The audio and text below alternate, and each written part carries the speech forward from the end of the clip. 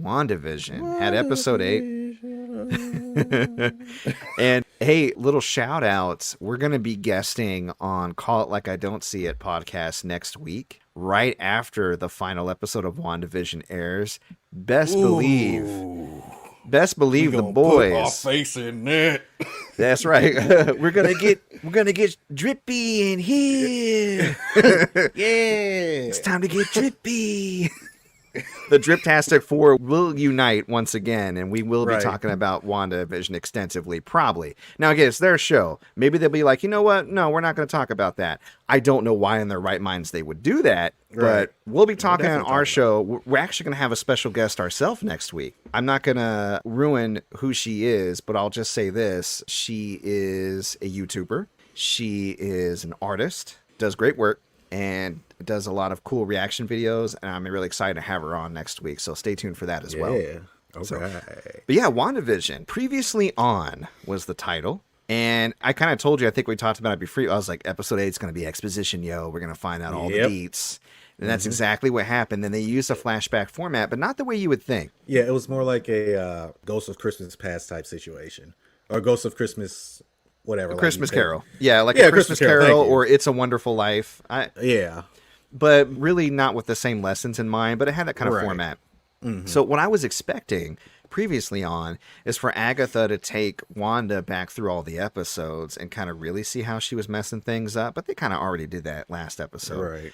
Mm-hmm. What her goal is, she revealed her goal. Agatha is just like, I was attracted by the magical power you're like exhibiting, and I just need to know how you did it. Because we get a little backstory on Agatha. They shoot back to Salem, where she's being carried to be burned at the stake. Now, the way that the ceremony worked, it was too sophisticated. Like, everybody was in hoods. It was very ceremonial. And I was like, where's the angry, ignorant mom being like, burn the witch, you know? So I already knew something was up. And I kind of figured that they were all witches that were burning her because she was a bad witch. And sure enough, like, the lead person was like, are you a witch? And she goes, yes. She's like, are you sure you one of us? And I guess what happened is Agatha Harkness was tapping into some dark arts or forbidden magic that the rest of her coven was not down with. And they didn't specify what it was, but I think we know now at this point. Yeah. So they basically tried to zap her with their powers, but she ended up absorbing their essence, basically, including her mentor, like mother-like figure, which you could tell there was a little bit of pain there with her having to take her down. But it was like, it was either that or Agatha died. And Agatha wasn't ready to die just yet. Not yet. So with the conversation that Agatha had with Wanda, I could tell there was a bit of just frustration and jealousy. Like, I worked really hard to get here, then you just swoop in and do things that I couldn't even imagine. And you don't even know how you did it. Yeah. Like, I trained all this time and you don't even know how you did things. Ugh. I killed my mama. Jelly, right? Mm-hmm. So she basically takes Wanda back through the Previously On of her actual life, going all the way back to when she was a young girl in Sokovia watching TV with her parents. Mm-hmm. And this was a really cool way to tie in why she's doing the whole TV show aesthetic in the first place. She used to watch all these shows with her family back in Sokovia to help her learn English. Mm-hmm. And like her dad opened that case. Malcolm in the Middle was in there. Did you remember the other shows? There was Who's the Boss? Addams Family, I think, was in there. I Love Lucy, Dick Van Bewitched, Dyke. Dick Van Dyke. Yeah. In fact, they watched an episode of Dick Van Dyke even. Yeah. And I thought it was really interesting. While they're watching it, she's watching her memory or whatever. Boom, they get hit with that bomb, the one that they said that, you know, was by Stark Industries. And it turned on its red light and started making a sound that if you go back to a previous episode, sounded just like the toaster in the first commercial. Oh, really? Yeah. Okay. I picked up on that. I was like, that's literally the same exact beep that the toaster was making. I just thought it stood out to me that they turned it on and they both just stared at the camera dead-eyed, like, listen to the beeps. Right. And so that further kind of cements that these commercials are tied to her past trauma. Right. So now, again, who's doing those commercials? I don't know, but I think I have an idea now after this episode. So she's like, okay, we're not getting enough here, but I'm getting more of your backstory. Then they shoot to Hydra, where she first encounters the Mind Stone, right? Mm-hmm. She did a similar thing, like kind of walking it back, how she edits the show. They had cameras on her, but they didn't really see how the Mind Stone connected with her and showed her almost like an image or a visage of the Scarlet Witch. Mm-hmm. It's like the Mind Stone almost chose her. Right. And the big reveal that she had powers before the Mind Stone, and the Mind Stone actually just augmented those powers. It's really interesting. Really interesting. That they did that. Because it's like she's been a witch the entire time, Mhm. because the reason why the bomb didn't explode when her and Pietro were in the apartment was because she Probability hex. probability hex on it. So that's really cool. I love that they like found a way to make that work. Yeah, and I think they're going less of a mutant round and more of maybe like a cosmic force kind of phoenix type thing where she's just Yeah. destined to take on this Nexus form of Scarlet Witch. Now, a Nexus Hmm. form in the comics means that she's a single being that can exist simultaneously across all multiverses. So she Hmm. really is going to be the connection, which I find interesting. But Right. we're jumping ahead of ourselves. Yeah, we are. Ooh, So, yeah. oh yeah. Agatha's still not getting her answers, so they shoot to another point in her life. And this was actually one of the more touching parts, I thought, of the episode.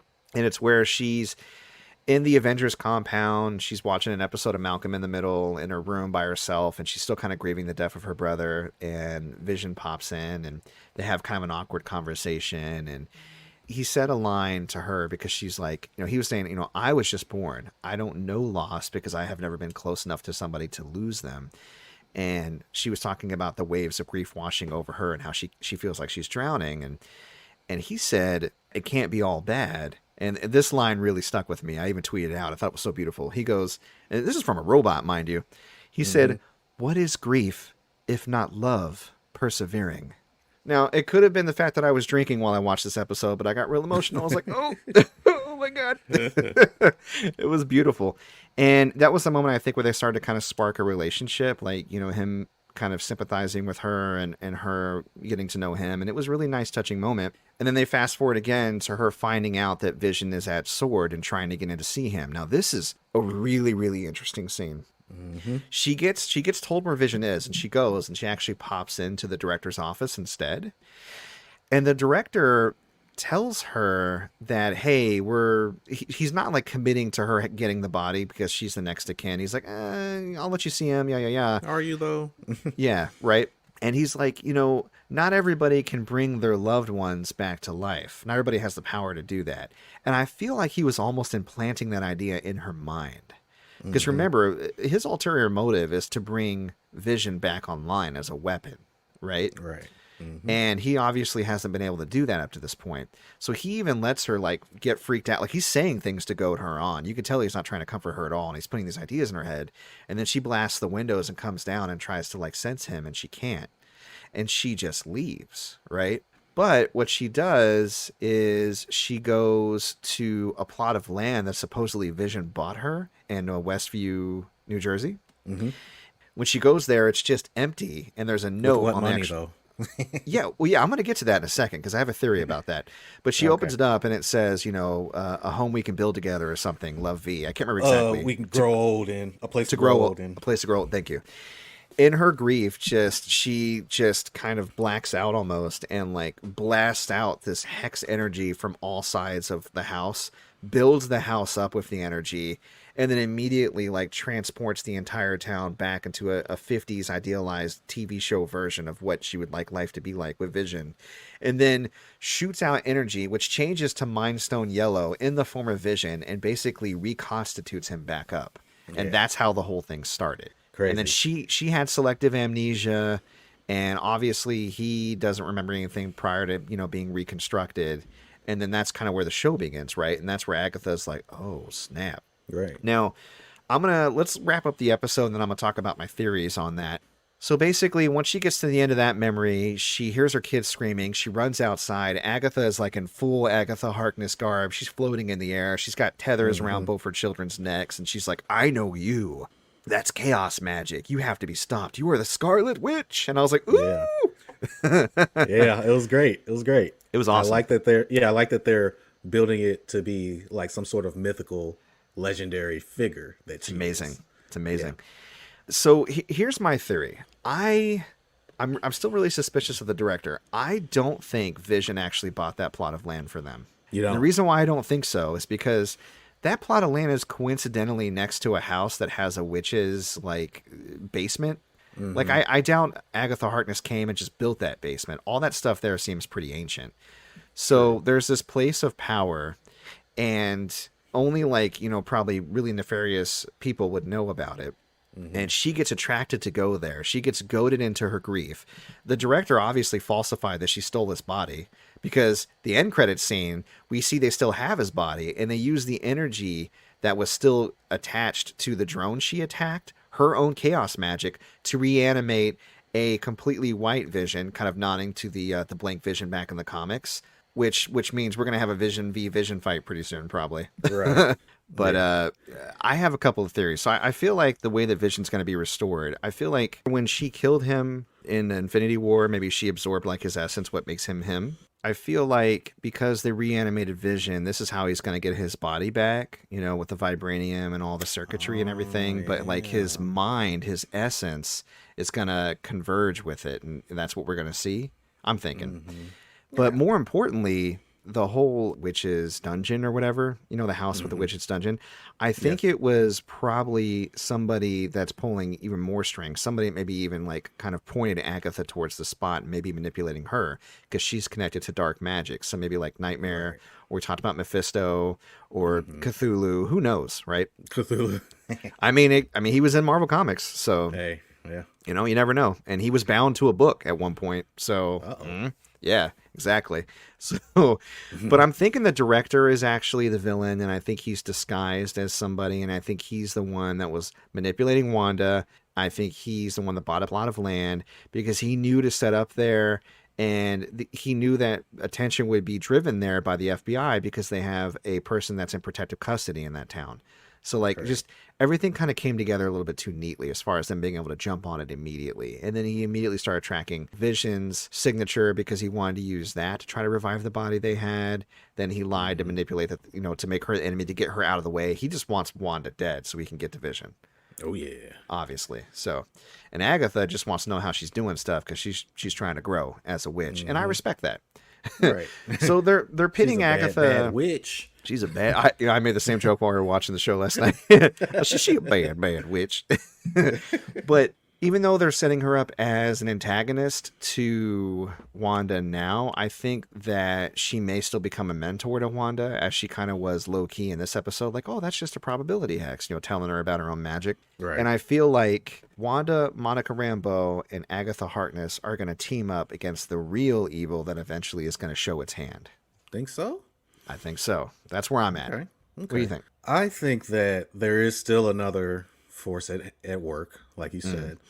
And whatever this force is after Wanda's chaos magic. Let's just say it is Mephisto.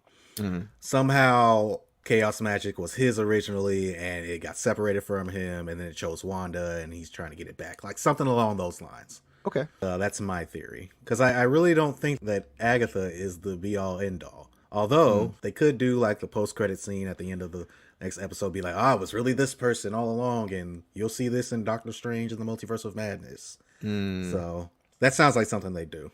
Yeah, I hope that the last episode is really long and they just wrap it up, because I'd rather Yeah. Wanda be fully established going into Doctor Strange so we can have a new storyline. And again, having her have command over her powers and access to the multiverse would make sense as a jump-off point for the movie with Doctor Strange. Yeah, I do think those kids are dying though. You And think that's so? gonna lead and that's gonna lead to Wanda doing another explosive thing and blowing the hex up all around the world and creating mutants. I don't know. I don't feel like this is going to be related to mutants anymore, but we'll see. I don't know. I- It's an easy way for them to do it, man. It's real easy. Yeah, I mean, it is easy, but I don't know if that's the way they're going to go. I think that the kids are going to survive, and I think that Vision's going to survive too. I mean, Agatha kind of hinted at it, that she can create life when she was talking to her in the last scene.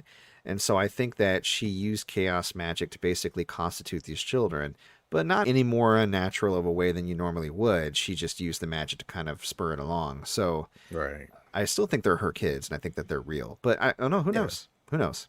I don't know. So, all I know is that the show is doing things. yeah, because so far everybody in that place is real. Everybody, Right. everybody's either a townsperson, Agatha, or something that Wanda created with her chaos magic, and they all seem to. I don't know. So we'll see. Oh yeah. And we got confirmation that Pietro is fake. He is not the real Quicksilver. He is Pietro. not the right. He is not the Quicksilver from the Fox universe. He is just a creation of Agatha. Yeah, which kind of sucks. I was hoping mean- that. Yeah, because if Agatha had access to multiverse, I don't think she'd be so interested in Wanda's powers. Right. So yeah, she I definitely. like the fake out. It was the swerve for sure. But yeah, he's definitely an agent of Agatha's, and that means that Monica might be in a bit of trouble. Right. So we'll see how that goes. Can't wait for next week. Ugh. Oh yeah, next week. Like I said, check us out on Call It Like I Don't See It in addition to our episode, because we're going to get together with the guys and really kind of blow this whole thing wide open. I don't know if we're going to be as robust with it on our own show, because I'm not sure how far along our guest is with the show. But Mhm. we're definitely going to go, I think, in depth on Call It Like I Don't See It. So check that out.